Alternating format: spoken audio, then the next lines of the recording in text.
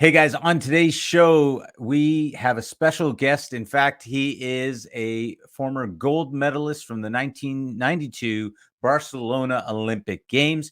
He shares with us the secrets of performance, collaboration, and conversations of trust to be able to not only navigate your business, your family, but life as well. Today's guest, Joe Jacobi.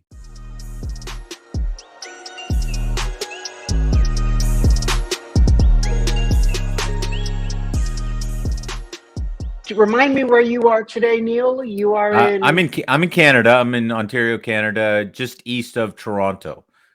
Yeah, it's funny. I was telling Wyatt when we spoke. I had just some of my very best canoeing experiences up in Minden on the Gull River, just a couple of hours north of where you are, in a little community up there. Is Just one that of the up most. in Quebec? It's in Ontario. Oh, it's in Ontario. Okay, It's I didn't really know. just north and east, more Yeah, north, but north and east of Toronto, yeah. and a couple hours. And there's like two lakes with an amazing river channel in between, and they open up the dam, and it is just some of the most kick butt whitewater And rapids. Like, it's what's the name awesome. of the place? The name of the town is called Minden, Min- Minden, Minden. Yeah, you can see it Okay. on Google Maps, Minden. I'm just gonna pull it up quickly to see. Absolutely. Okay, and let's see here. Yeah. Oh, whoops. Directions. Here we go. There we go. Okay, and that is. Oh, okay. Yeah, yeah. That's. Oh my goodness. This is. Yeah, up by the Kawarthas. Yeah, Yeah. Kawartha Lakes. Yeah, up there. It's Okay. gorgeous. Yeah. And It yeah. it's not far from where Wyatt is. Yeah, I think we figured that out when we were talking. Yeah, my canoe partner and I, we won uh we in 1989 we won our first ever World Cup race in Minden. Yeah. We had Oh, medaled in a couple of races, but we had never won one. yeah. And we won in Minden, and we had medaled a year earlier there, but the river is just so good. It was so hard, but a really nice feeling getting to Yeah. paddle there. Like the real essence of canoeing, not these human-made concrete whitewater channels, but like natural river out in the Yeah. wilderness. And it's just great. All the Yeah. athletes, we didn't stay in hotels or with families. Everyone camped together. That never athletes haven't camped at a race in years. I mean, Right. it's so it was great. We had such a good time.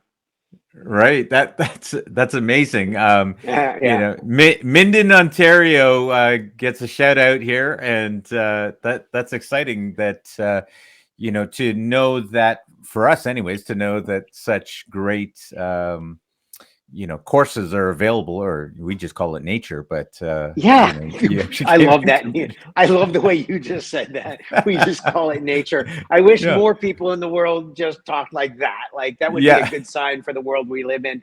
Maybe a good precursor to our conversation today, about Yeah. talking about, disconnecting in nature. And I love that topic. Yeah, well, I lived out in Nova Scotia, on the east Oh, coast of Canada cool. for a number of years, and there's a lot of we've got a lot of teams out there that compete, in the water events, and Yes, sir. I used to love, literally on my way to work in the morning, I would see paddlers out there, and they were going at it, and it was just a beautiful sight to see on the water, whether it was still or whatever. They were out there in training. Sometimes you'd catch the mist off of the water, and they'd be in their training, and which is something you normally only see in a movie, or in photos. To be able to have that drive to work and drive by these guys, it was I love pretty it. beautiful. Yeah, That sounds and to know there's wonderful. something important to take note of when it comes to an elite athlete as well, because the level of discipline that you've got to have to be out there at those times in the morning and to be training on an ongoing basis. No spectators out there, just you and your craft, and you're applying it each and every day. Well, Neil, I think you're really alluding to something important here, um, is that it does take focus, it does take commitment, but I think some of the things that you're alluding to, I think sometimes that discipline can Yeah. sound very extrinsic and very extroverted and kind of check the box. And we know that can work for some people, but I think that process becomes a whole lot more rewarding and a whole lot more holistic when that motivation is also intrinsic, that you know why you like the process, what you enjoy about it. Maybe it's being with the other people, maybe it's the process of getting better, maybe it's the time in nature, but something that's not just going to be defined by like I did that or I won this color medal. That there's this balance of an intrinsic and extrinsic motivation. And I think Mm. that that's something I pay attention to at this stage of life with athletes. It's not a judgment, but I'm always curious, like, who are the young athletes that kind of figure that part out earlier on in the process, that balance of the internal and external, the intrinsic and an extrinsic motivation. Yeah. Yeah, that is, well, it's interesting. My one of my daughters used to compete in gymnastics, and she'd gotten quite well, quite good, sorry, and placed first in Ontario at her level, at her age group, and she was doing really well for a few years, and it looked like, okay, the next step is to get her with a professional coach and start moving to that. And and it was interesting because she loved it up until that point. And then when that decision came to, okay, do I make because the conversation became, do I train full time? And then school became, she would have to start tutoring and things Yeah. like that. And for her, she decided, you know what, I really enjoy it, but that's not the level that I want to take it to. And so she decided, and she now coaches at a local gym here. But yeah, I think there's one of the things I noticed in her career was there were the times when it was just discipline and she had to Yeah. apply herself. But for the vast majority, I think something that you're pointing to was she quite frankly just loved it, and it didn't occur to her as motivation, as discipline, as any of these things. It was just this pure fun of let's get better, and I want to do all these amazing things. I think one of the nice things about a sport like gymnastics, and I'm not underrating or underselling the team component of it, Mm, but it's also an individual sport too. And, I think it's really important to kind of find those reasons why you want to be there. And it yeah. sounds like your daughter had a really, for being such a young athlete, and I think gymnastics really cultivates this, but that awareness, that awareness of what it is, why you like it, that you're not just getting pushed up through the pipeline because you're good enough. Like there has to be more to it than just that. And I think when we see our children make these choices, or they kind of figure out maybe they don't want to put the proverbial eggs all in one basket, maybe they want to try it with like a little bit of balance, like maybe do some school, or while they do some training. Or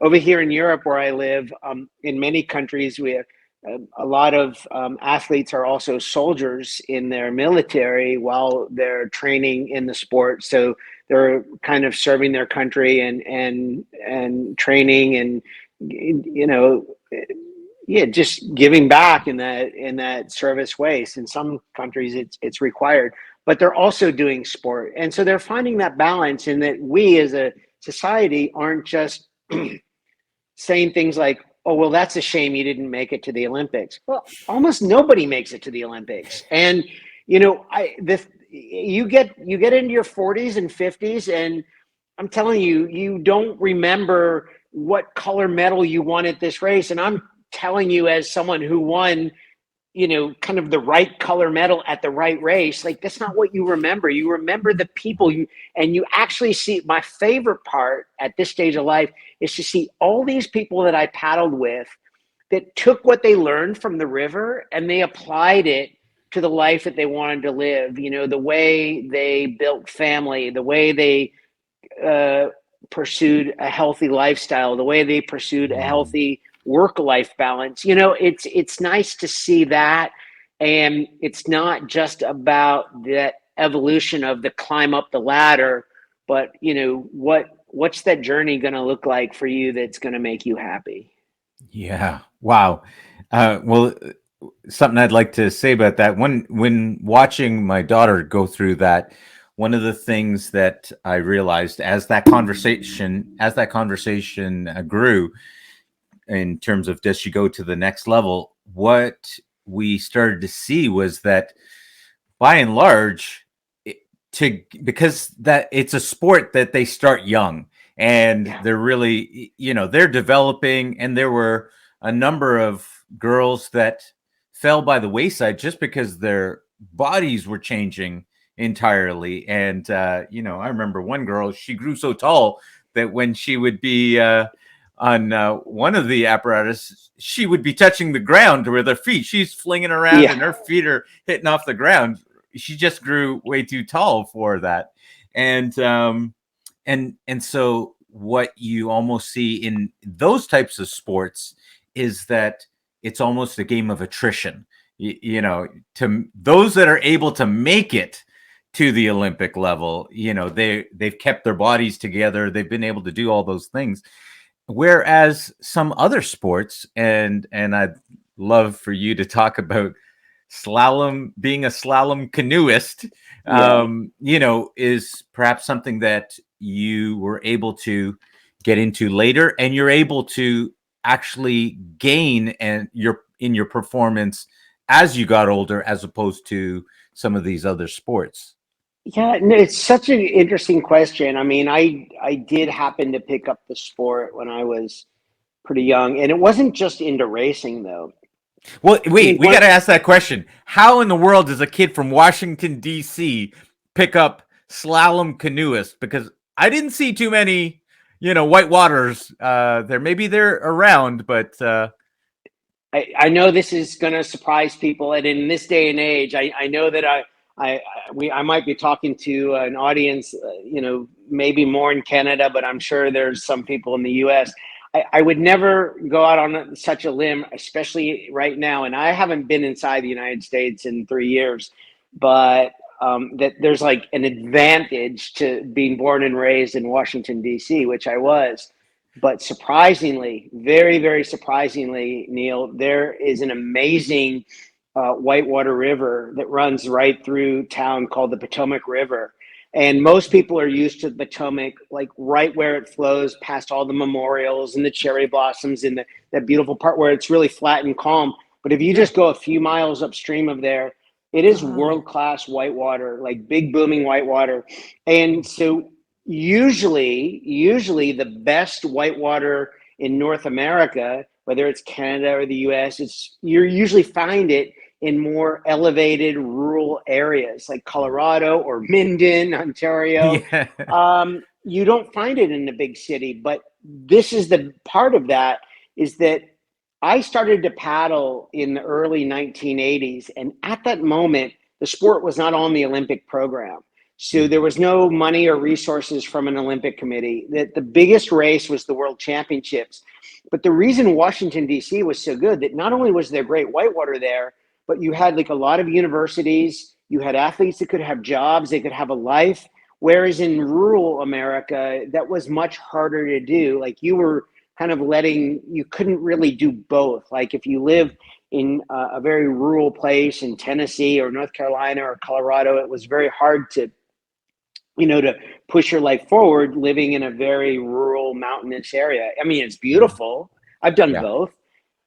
But yeah, so Washington, D.C. was a really big surprise for that. And I got involved at a summer camp, a day camp in the Washington, D.C. area. And I learned to paddle on a lake. And then we qualified for river trips out onto the Potomac River. And I loved it. Like, I mean, it's like not unlike a lot of kids that kind of find their right space when they're young. I was the first one in my group at summer camp to learn the Eskimo roll, so that when you flip a kayak upside down, Yeah. where you can bring it back upright. Yeah. And, in the world of, like, the status of 10-year-old, group of boys, it's like, to be the first at something. Oh yeah, I think I like this sport. I like this activity. I want to do more of it. And the truth is that the other thing that I figured out about whitewater canoeing at a young age was that, unlike football, that I don't have to stop playing after high school, or if you're really lucky, stop playing after college, or if you're really, really lucky, stop playing after you've had a professional career. And Right. so, yeah, I'm 52 years old and I still paddle. I paddle the doubles canoe with my girlfriend Maria, and we love it. Like, we absolutely love it. Yeah. And it's like, it's so nice that we can just go out and enjoy the river in a very kind of different stage of life, and enjoy nature, and figure out how we work together with a force of uncertainty, the Yeah. river, and Yes. how Maria and I work with each other on the water, because that's been a beautiful thing. Yeah, Yeah. I'm so grateful for that. For all these lessons that the water has taught me over the years. Yeah, well, I think we here in Canada, we sort of take it for granted because we've got so many places that you can get on the water. And Right. I believe the first World Championships were actually held in Quebec, Canada, and In Jonquière. yeah, which I know it on a map, but I've never been there myself, right? And I'm so close to it. But I knew that Canada is one of those places. We've got so much elevation. We've got such a vast country, and that people come from all over the place to travel around, and whether it be hiking, whether it be getting out on the water. And I know that there's certain parts of Canada where there are certain towns where we actually have more Americans that have homes there than we do Canadians, because the access to that kind of fresh water, and just an escape destination, right? So, Well, sorry, go ahead. you know, Yeah. no, Neil, I think, but it's something that I think is really important about the Canadian culture, and I think how it sort of relates to the world that we're living in today, is that I certainly, in my coaching practice, I see, you know, there are just so many signs of burnout everywhere. Yeah. And to me, I mean, there are a lot of ways, and there's a lot of forces that influence burnout, but as a Yeah. solution, time in nature is a huge one. And Ooh, I could I think that just say something quickly about please, that? yeah, Because I actually worked at a YMCA for about a summer, just a few months. I worked at this YMCA, and because I was transitioning jobs, and I couldn't find this job or a job in my field, and I was working at YMCA, and I wasn't getting paid much, but every lunchtime, I because we're right off the water, I could go hop into a kayak or into a canoe and just go out for lunch and be on the middle of a lake, sun coming down. And so, talking about being able to get a break, that's where I would have my lunches. I'd even go out for dates sometimes. We'd go out on the sure. water and go in a canoe, and it was like most people think going on a date or getting relaxing time, they're going to go out to the bar. And here's the Right. opportunity to go out and get a break right out on the water. So right with what you were saying. Please continue. Yeah, no, but I mean, I think roughly 80% of the Canadian population lives right on the border with the United Right. States. All the big cities Yeah. in Canada are right there on the border. Yeah. And so, but then when, you get up a couple of hours north of any of those cities, of any of those communities, you find yourself in just some of the most beautiful natural land, Yeah. and the culture values those excursions up to the north, and the people who have small cottages on lakes, or the time on trails, the time on water, the time on snow, the time on mountains. And yeah, I think there's a lot of beauty and a lot of really kind of life lessons to pick up from the Canadian culture. And the thing is that it's there. But what I try to talk about with a lot of my clients is that it's also good for us to sort of reinvent how we define nature. That, to have our moments, it would be nice to kind of get up an hour and a half, 2 hours north of the city. But if we can't, it is okay to go to a city park, or it's okay to just sort of pay attention to that leaf that fell off the tree in the autumn that lays on the sidewalk, or the tree or the flower, or a creek, and listen to the sound of water moving. It doesn't take much to really disconnect from these things that we're made to believe like we can't disconnect from. Largely our phones, our our Hmm. technology, Yeah.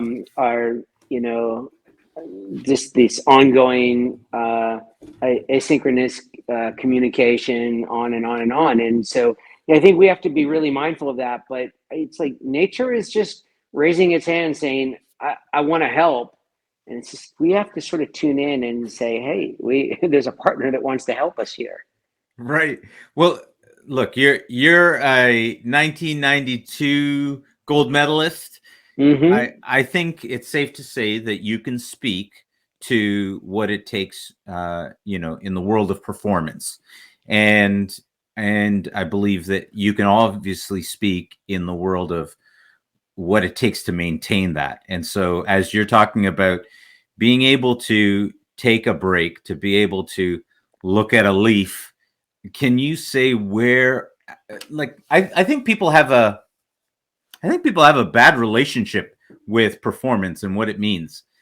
Can you speak at all to this idea of what you're talking about with regards to performance and taking breaks? Yeah, absolutely. So I'm just going to sort of shift into the word of, start from the word energy, and I Yeah. think one of the things that I picked up, from, reading and listening and learning from people like Jim Lair and Jack Grapple, that really kind of transformed in the late 90s this idea of, I don't have enough time to, maybe I'm not managing my energy very well. It's not that you don't have the time to do the things you want to do, but you don't have the capacity to do the things you want to do. And I think when we start to look at energy as the factor in being better at, more aware of energy in and energy out, I think what we start to do, and what I always did as an athlete, what I figured out as an athlete was not the energy that I expend at top level, but how good can I be at replenishing energy when I'm resting or I'm recovering? And that doesn't have to be in between workouts. Like, I mean, that can be even while I'm paddling the river. There are things that I can do to sort of adjust the way that I expend energy, that is almost like energy not used is energy replenished. And that is a very different way of looking at things. So yes, sleep, vacations, long weekends, that goes into rest and recovery. But so can 1 minute of mindful breathing in between a day full of Zoom calls. And Mm-hmm. I don't want to oversell what a minute of mindful breathing can do, except I also wouldn't want to uh, undersell the mind body connection and the messages we send with our body to our mind. And when we are at rest and doing a little minute, just 60 seconds of mindful breathing, that we're sending a message to our brain. Our body is sending a message to our brain. And I think that strengthens that connection. So I have a way of kind of looking at rest and recovery. If I only have 1 minute, what can I do? If I only have 5 minutes, what can I do?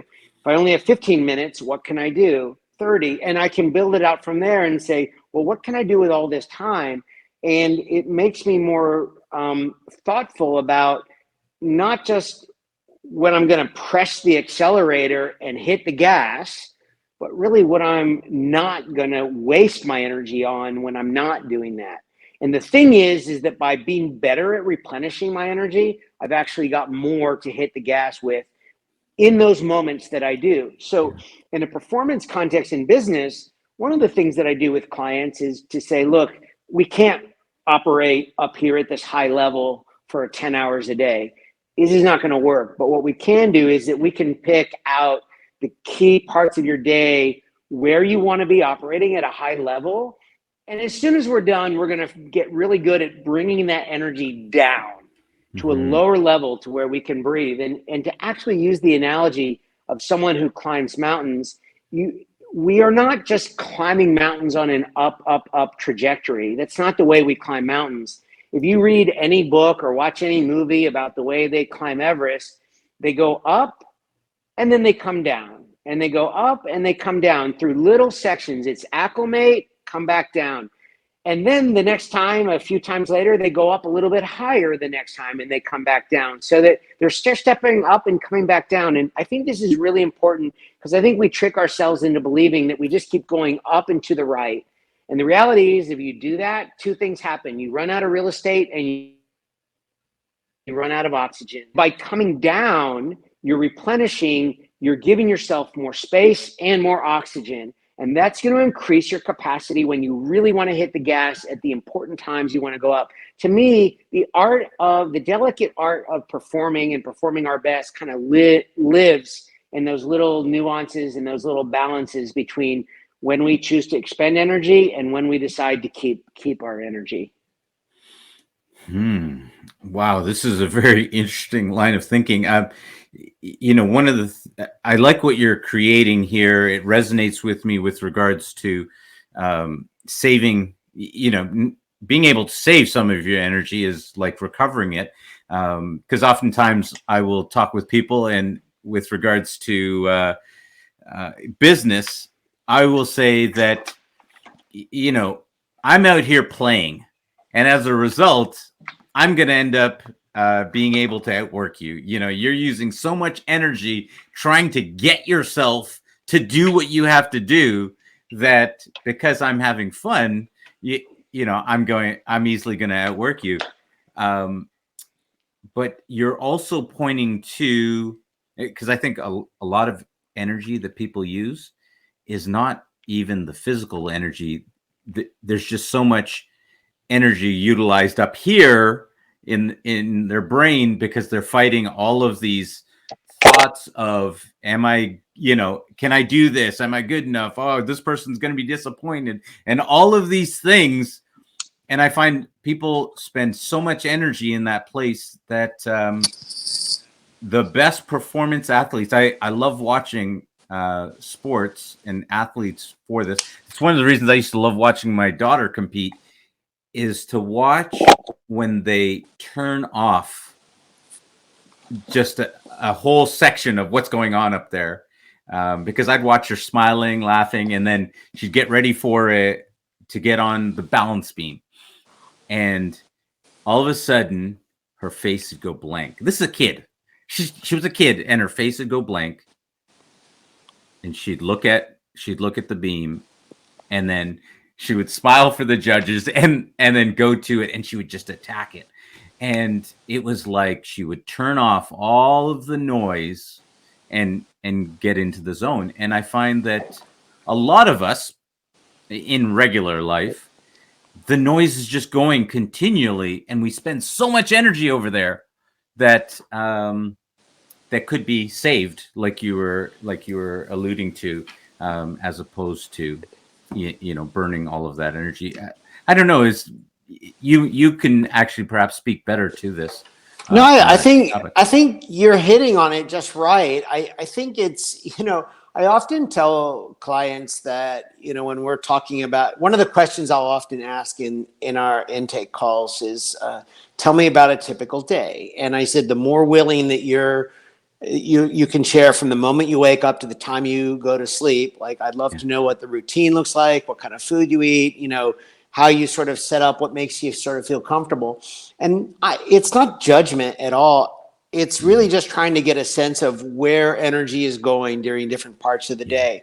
Yeah. And what's really funny is that it's not like I'm an expert in nutrition But I am thoughtful about where the energy is going. And so I pick up on a few things, and very rarely do I meet someone that has to like get rid of like a whole bunch of things and replace them with a whole bunch of new things. I can Mm, usually take the same activities they're doing, the same food that they're consuming, maybe offer some ideas about doing the things at different times of the day, maybe mixing the quantities up of, what they're consuming and when, and which activities related to work and exercise they're doing at certain parts of the day. Play with the timing of those things, and the prioritization of those things, and the outcome is going to be completely different. And the amount of energy, the amount of capacity that you're going to have to focus on the things that matter most, we'll get there with that. But usually it's not like, there's a problem with, having cookies, but having like a bag of cookies at 10 o'clock at night, like that's going to be problematic. It's like, could right. we maybe play with the quantity and when we eat those cookies? Yeah. And and that's just like a really small tactical thing. And Yeah. eventually, we do get into the values, and we get into purpose, and really kind of what we're after here. But I just think that every time someone sort of says, well, time management's a really big thing for me, Yeah. that's like a code word for energy for me.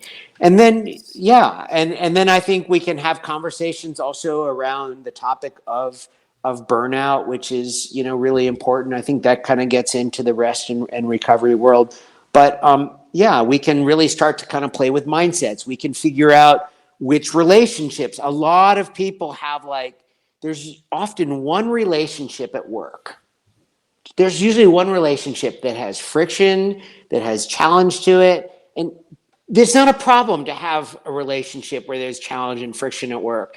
The Hmm. problem is that when that relationship comes home with you and gets in the way of the other relationships that is like, that you'd like to be focusing on.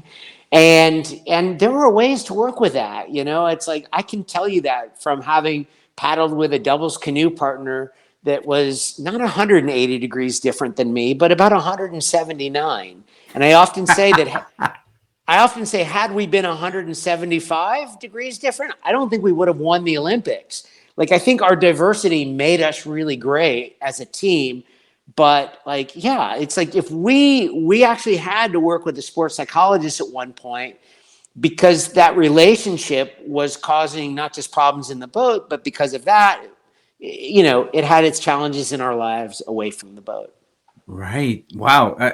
Can you speak to what that is to seek out the help of a sports psychologist? Yeah, Because it's awesome. I'm going to say something funny for me as a what do they call them, a armchair quarterback. Yeah. I'm like the armchair quarterback, but I'll watch. Sometimes I'll be watching like the UFC, mixed martial arts, and I'll be watching athletes in there, and it's almost like you can see a moment when an athlete is giving up, or he's you can see it in that type of a sport.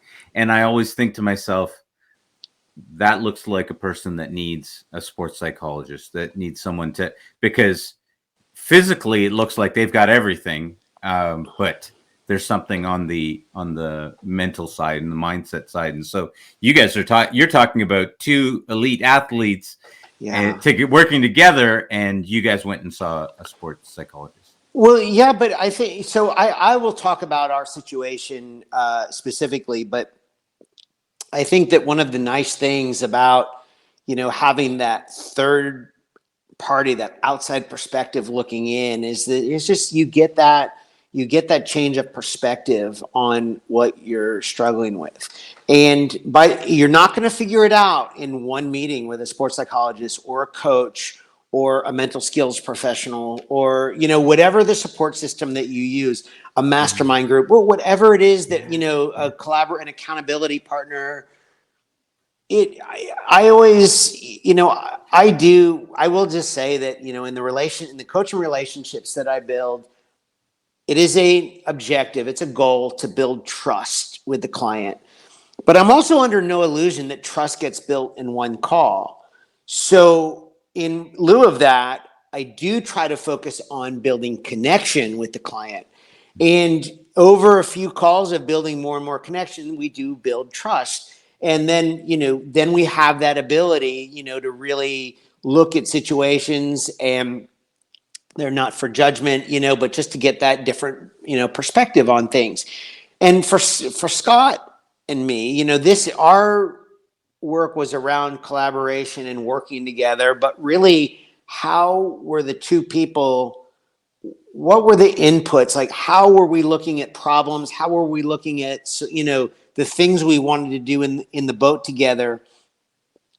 And how were we doing that? I can tell you, when I was 22 years old at the time of the 92 Olympics, but Scott and I started paddling together when I was 17. So I hadn't finished high school, and Scott had already graduated college. So Scott, that's a really big difference, in North America, not having graduated college not having graduated high school and already graduated college. Like, that's a lot of difference in maturity level. And, I didn't have it. And so there was one moment we were doing well. We were starting to get medals in World Cup races, win World Cup races. And yeah, we knew that we had a chance to go to an Olympic Games. Like, that was out there in front of us, and maybe do well in those Olympic Games. So I think we saw a couple things. We were getting better, but the expectations were going up. So our system of how we were going to work together was not so defined, and it was under the pressure cooker a lot. And what happened was not Scott, I lost focus of my basic roles and responsibilities. So I paddled in the back of the boat, Neil, and Scott paddled in the front. But a lot of the things that I was doing in the back of the boat, I was trying to paddle as if I were the front guy. Yeah. And you can and Scott just, retracted, he pulled back, and it was like, you can just see he lost sense of that role. And, it's like, I wanted to have more of a presence in, like, how the boat was being led. Yeah. But I was doing that at the expense of my basic role and responsibility. So what I learned from working with the sports psychologist, it was so powerful, and I still bring this into my coaching today when we're working with a two-person team or a team collaboration. First of all, I don't even care at first what it is that we're trying to fix. What I care about is that we're not, when we're together, it's not just open season for talking about the problem. The first thing that the sports psychologist did was that he created a space, like a container, for us to have a trusting and safe conversation. That's the first thing. Mm-hmm. And once we had that container, it was like we sort of knew coming in that we were going to go into this space. We could be open and honest with each other, but we also had to be prepared to listen open and honestly from the other person. Mm-hmm. And so now what I would say is that one of the first things I always ask with teams is like, okay, when are we having these conversations of trust? Oh, I don't know. I'm walking down the hallway at work, and I see my colleague is the door's open and it's 5:00 and he's not doing anything. And I'm like, okay, so you're telling me at the end of the day, when you're tired and worn down, when all anyone wants to do is go home, see their family, get out of the office, you want to have this pivotal conversation about the friction that's happening between the two of you. What would happen if you just popped your head in the office and said, "What do you have 10 minutes tomorrow morning to talk? Tomorrow morning, after you've gotten a good night's sleep, after you've had a nice night at home with your family, after you've had, gotten some food in your stomach." It's like the results of that conversation are going to be completely different if you push it to the next morning when you're more rested and you're more prepared, as opposed to the drop in, hey, can we have a serious conversation about something that's bothering me? It's like almost like a sucker punch to the person who wasn't expecting to have that conversation.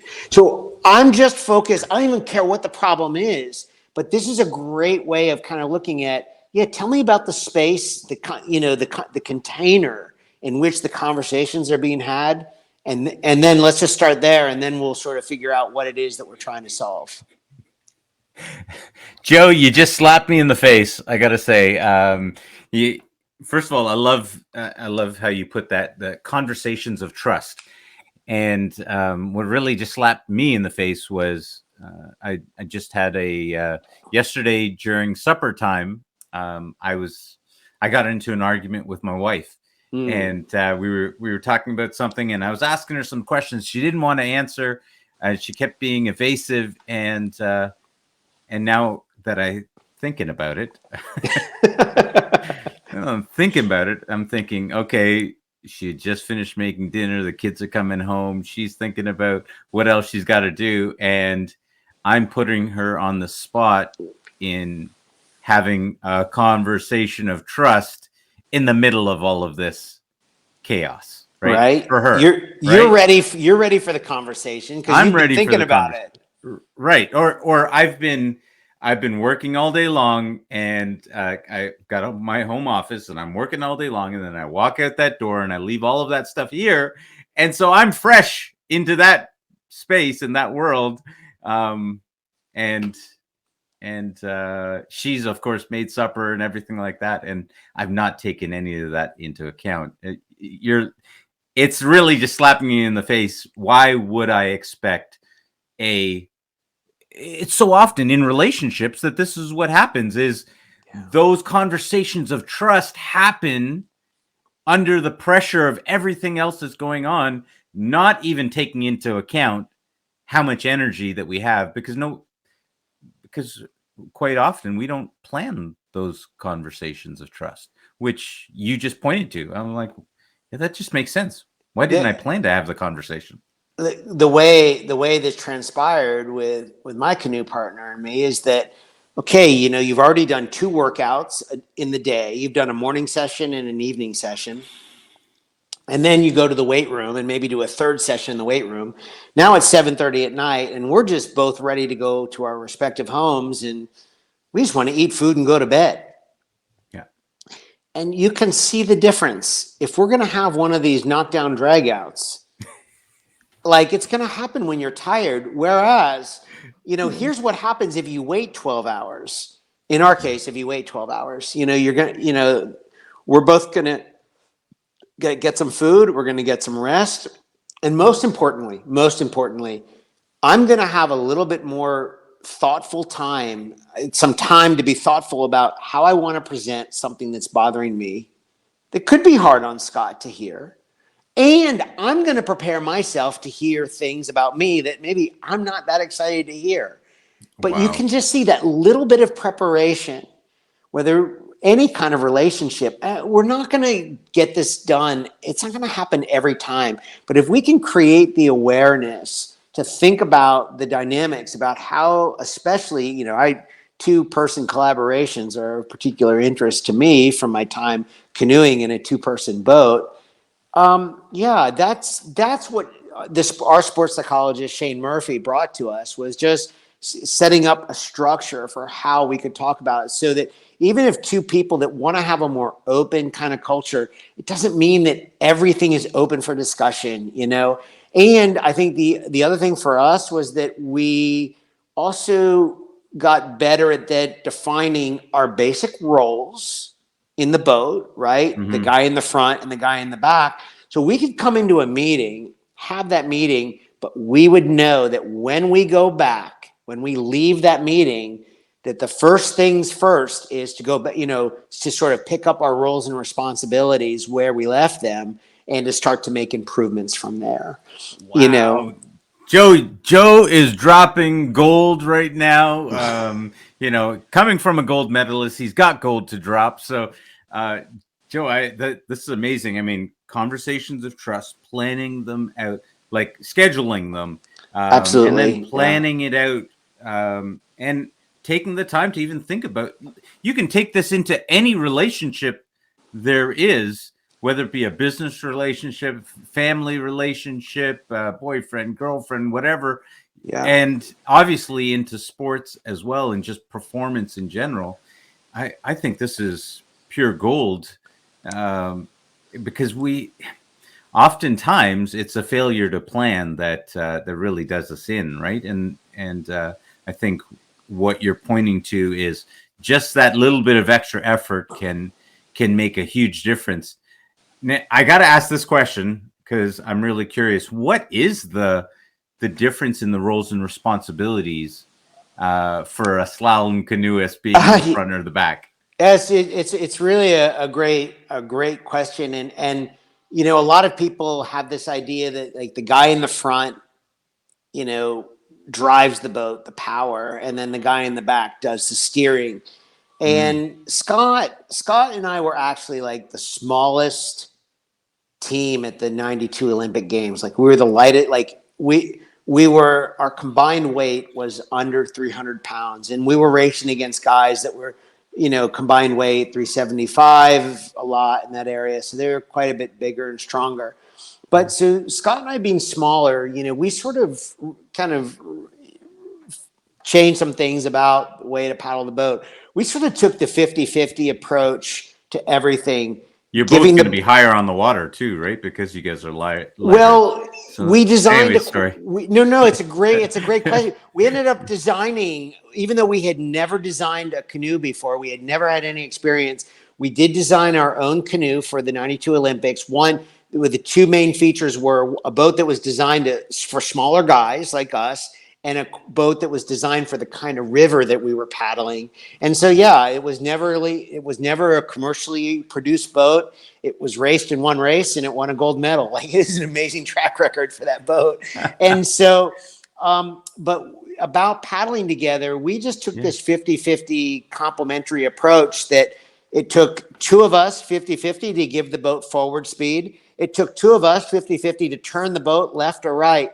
And then here's the most important part, and I've written a lot about this. I'm writing a lot about this in my upcoming book.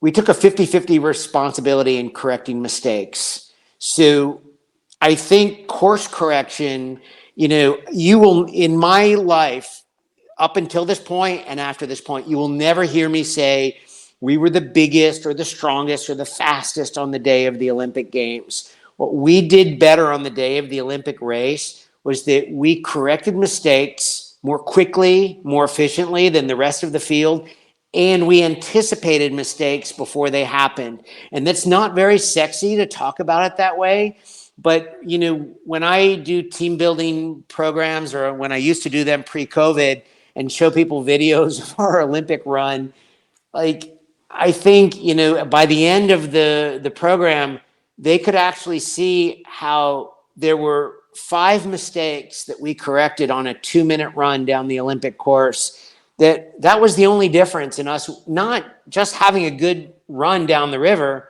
but actually leaving the park that day as the Olympic champions.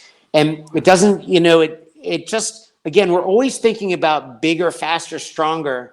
You know, like, again, if you look at energy like a wave up and a wave down, everyone thinks about the waves going up and making the top part of their wave higher, but no one ever thinks about, you know, reducing the drop in their waves and making the frequency, lessening the frequency of the drops in the waves.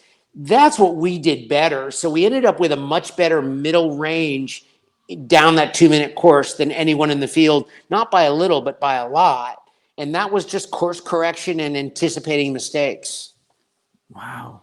I know it's a crazy story. It is, you know, how we actually succeeded. And again, that works in so many things. This works in building a fitness routine if you just want to like feel better and get healthier. It's like you don't have to like train for, a triathlon or run a marathon.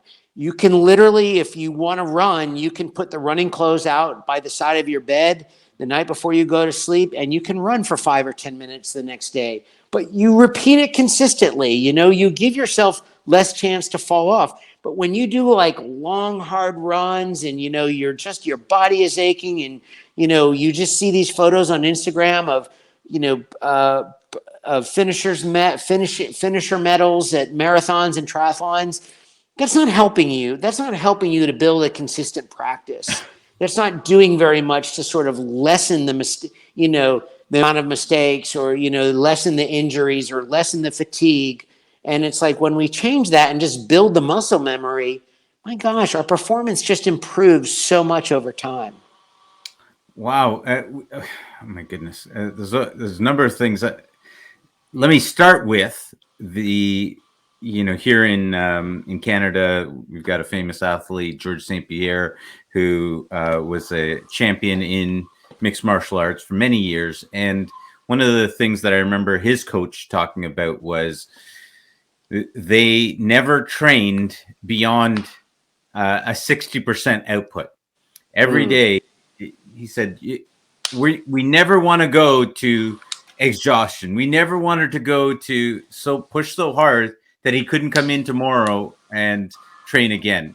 We never Right. wanted him to be pushed so hard that he needed a break.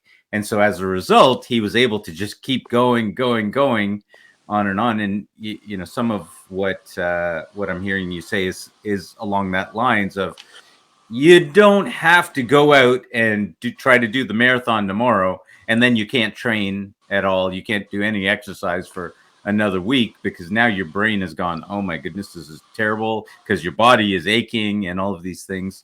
And there's really something about incremental steps there. But what I really want to ask you about is something that you dropped, and I'm not sure, I can't figure it out. You said you corrected mistakes 50-50. And Yeah.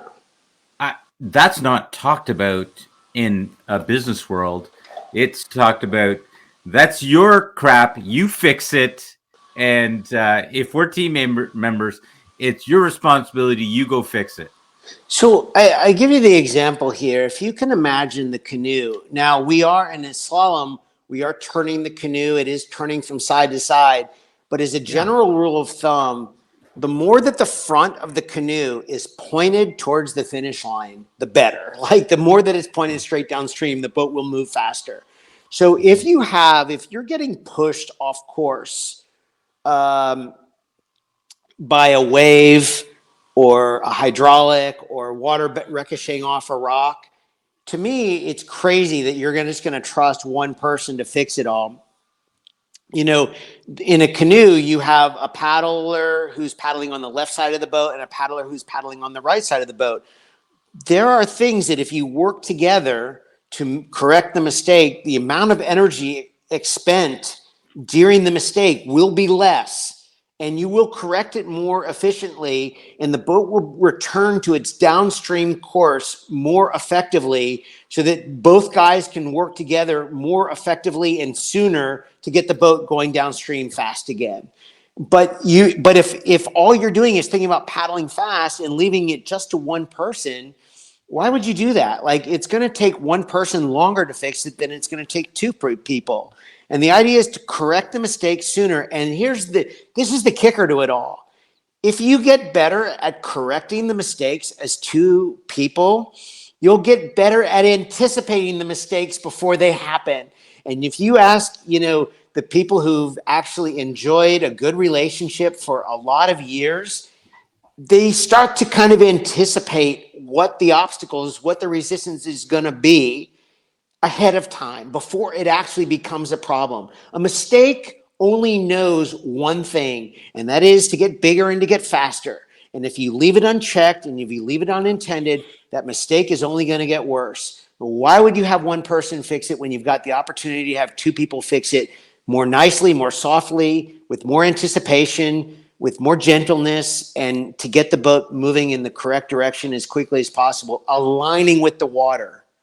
It's just, the river has been teaching me these lessons for more than 40 years. That's been the nature of my writing. I always tell clients that, I incorporate a lot of metaphors from the river into the coaching. And that's what the book that I've written is about. It's transferring these lessons that the river has taught me into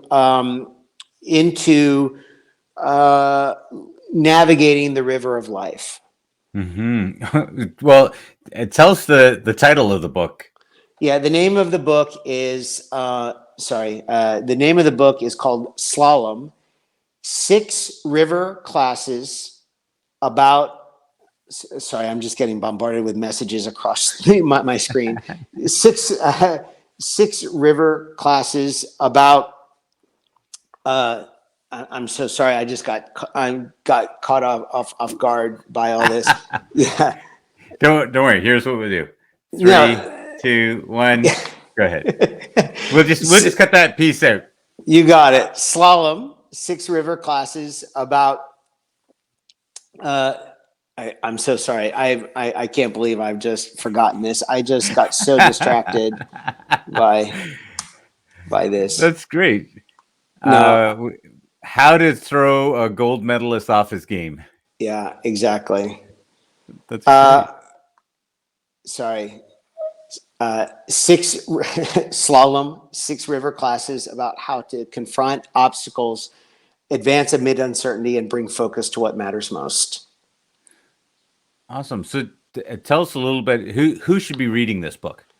Yeah, I'm so glad you asked. The book should be read by people, I think, that are really giving thought to how they are collaborating with uncertainty. And I know that is like a big term in itself. So the way I define slalom is that, first I kind of just let people imagine, like, what's a slalom mean to you? I mean, it's what I've learned. Most people don't go to their PE teachers in school and check out canoes and kayaks during recess. So there's a lot of terminology and vocabulary around the river that people intuitively know. And with slalom, there's a lot of elements of agility and movement and turning and pivoting.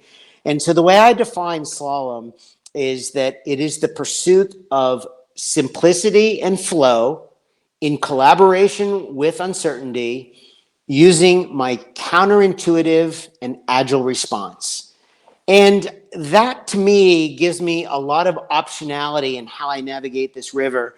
But I think this part about the uncertainty is really important, because we believe that if we imagine a scale, like a weight scale, where we've got certainty on one side and uncertainty on the other, we believe that there's a right part of the scale and a wrong part of the scale. Like, I want to be on the part of the scale where I can control more things. And I want to be away from the side of the scale where I control less things. And for me, like, I just don't think that that's possible. I think the whole idea, I've been on the start line of an Olympic Games where I've seen athletes that were lacking confidence and lacking control, but they acknowledged where they were, they made peace with it, and they won a medal. I've also seen athletes that were 100% confident and 100% believed in what they were doing and failed to win a medal. So what I try to do is that I try to encourage, I use the book as a way to help us create a model for how we check in with ourselves. Don't judge whether you're feeling uncertain about the outcome or certain about the outcome. Just notice where you are and make decisions based on that. There's an acceptance that goes. So sometimes I'm feeling really uncertain or fearful or anxious about something. No problem. I'm just going to make different decisions when I feel that way. It doesn't affect the training that I've done, the preparation I've done to run a marathon or to paddle in a canoe race or to have a good coaching call.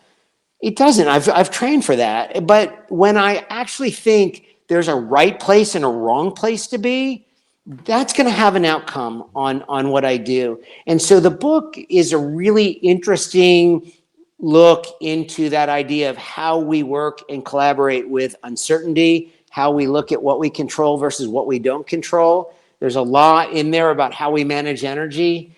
And at the end of the day, I mean, all of us are navigating this river of life. Slalom is a way of navigating that river in the pursuit of flow and simplicity. And but it's going to take a collaboration with uncertainty to do that. And if you're willing to kind of explore that, I think you'll have options beyond your wildest dreams. That's my belief. You'll have options beyond your wildest dream. That we're not just stuck in the river with the boat pointed straight downstream because it has to be. That's great if you just want to go straight downstream. But what if you want to go left? What if you want to go right? What if you want to see the water in a different way? It's like, have that agility to move around the river because that's the way you want to navigate it. That's a beautiful thing. It's a beautiful choice.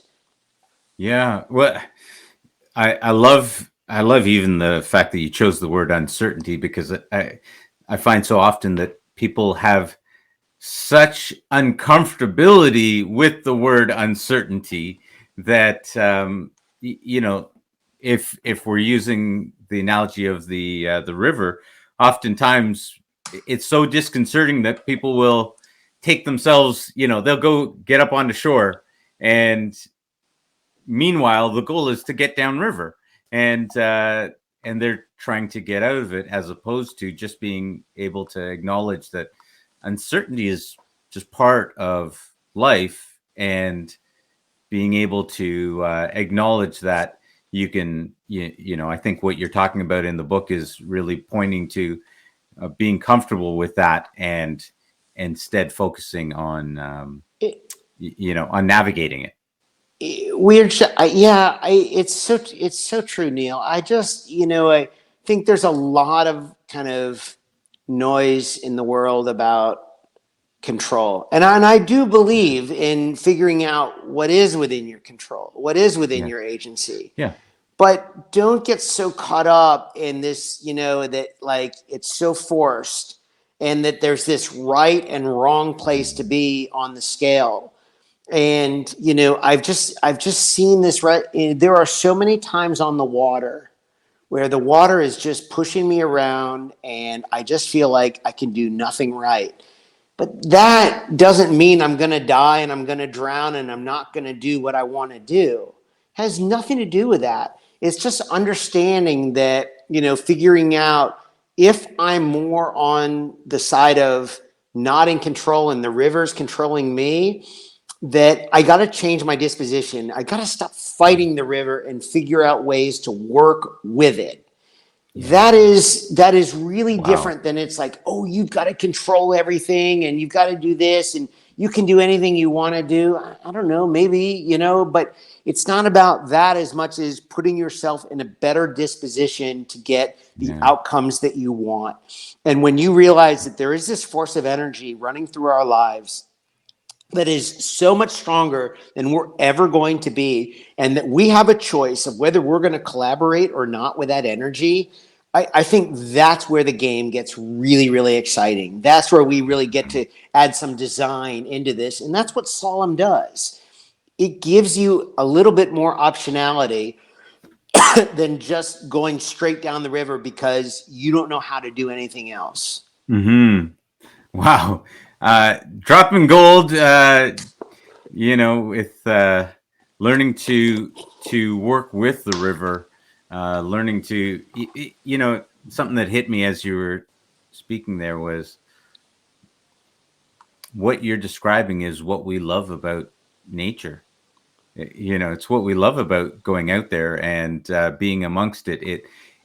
There's a purity, there is a power, there is something that even silences us when we're out in nature, and it definitely silences our phone if you go up to northern Ontario. So you're not going to get any signal in some of these places. So it really does do something to allow us to even recenter ourselves. So for you to describe that nature and how we can enjoy that in our everyday life, that's powerful. I give the river credit all the time, and also in the book, that the river has been my best coach. It has been is my life coach. But learning how to listen to the water, and I sort of say that this was sort of my way of kind of giving voice to the water, so that I think that if I can help people hear what the water is saying and help put them in a framework just to go into nature and to hear what nature is saying to you. Nature is not, it sort of looks on the periphery like this place we walk into on a trail or into a forest or onto a mountain and we just disconnect. But nature is a relationship. It's a relationship, just like any other relationship in our life. It's a give and take relationship. And I think when we start to see nature like that is like, oh yeah, there's more I can put into this, and there's more that I get out of it. and what it does to help me with my other relationships. It's why I prioritize it, the way that I do. And again, you don't have to live in the Pyrenees Mountains or live in a national forest to take advantage of this, but you do have to be mindful of this. And it's like, and it's free, it's available, but it is a choice, Just come and live in Canada. yeah, I mean, I love cities that are Yeah. figuring out their natural Yeah. resources. In the Yeah. U.S., the city of Chattanooga, the fourth largest state in Tennessee, I used to live close to there. Chattanooga has done a wonderful job of recruiting, new business to the area on the basis of its proximity to natural resources and Yeah. nature, and it's a beautiful thing to see. Yeah. So Joe, tell me a little bit. What's next for you? What are you? You're writing.